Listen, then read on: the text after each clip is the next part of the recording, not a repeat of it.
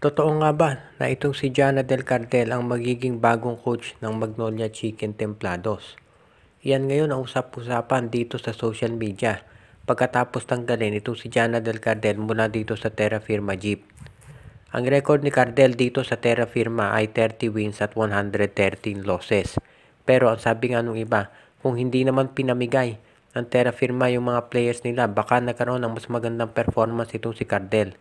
Tandaan natin, nakaabot ito ng quarterfinals kontra sa San Miguel. Nung nandyan itong si Isaac Go, si Stephen Holt, si Wamit Yongson at itong si Javi Gomez de Leano. So, ibig sabihin, kung mayroong magagaling na players itong si Cardel, nakapagde-deliver naman. So, paano kaya kung siya ang gawing bagong coach nitong Magnolia Chicken Templados? Yan ngayon ang usap-usapan dahil kaya nga itong ang balita at kaya tinanggal itong si Jana Del Cardel ay ilalagay daw ito sa coaching staff nitong Magnolia Chicken Templados. Hindi pa maliwanag kung siya ang magiging bagong coach ng Magnolia, pero ang maliwanag, baka as early as next conference, itong si Cardel ay nandito na sa coaching staff ng Magnolia. Ibig sabihin kaya nito ay papalitan na niya agad-agad si Victolero? Baka hindi pa. Baka bigyan pa ng isang conference si Victolero. Posible na mangyari dito ay katulad dito sa NLEX Road Warriors kung inyong matatandaan. Inilagay muna dito sa coaching staff ng NLEX si Jong Wichico, pero after 2 conferences, pinalitan na niya si head coach Frankie Lim. So, posible na baka ganyan ang mangyari dito sa Magnolia Chicken Templados. Na itong si Coach Jana Del Cardel ilalagay dyan sa Commissioner's Cup sa Magnolia. At kapag naraglag na naman ang Magnolia, papalitan na niya itong si Coach Chito Victolero. Marami na kasing mga fans ng Magnolia ang nagsasabi na dapat nang palitan itong si Victolero dahil hindi nagiging maganda ang performance ng Magnolia. Hindi na raw nagkulang ang management sa pagbigay dito ng mga players sa pamamagitan ng trades at pati na ng import, pero hindi pa rin nagawa ng paraan kaya dapat na raw itong palitan. Kaya ngayon, mukhang si Cardel ang kanilang susubukan.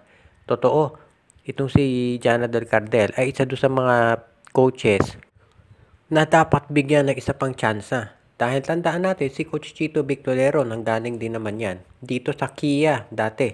Yung pangalan ng Terra Firma bago nalipat dito sa Magnolia. So mukhang ganyan din mangyayari dito kay Jana Del Cardel na ililipat naman mula Terra Firma dito sa Magnolia Chicken Templados.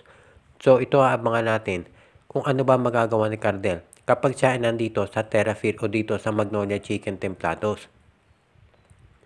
Marami ang nagsasabi na itong Magnolia naman ay malakas yung lineup nila at ang kulang lang talaga ay yung kanilang coach. Kaya kung sakasakali nga na mapunta dyan si Cardel, dito natin makikita talaga kung ano ang kaya niyang gawin at kung dekalibre ba siya talaga. Kung sakaling ito si Cardel ay mag-deliver, abang maganda yan para dito sa Magnolia.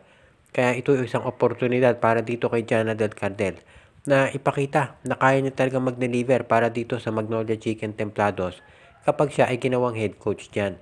At ito naman ay magdadagdag ng presyo dito kay Coach Chito Victolero na mag-deliver.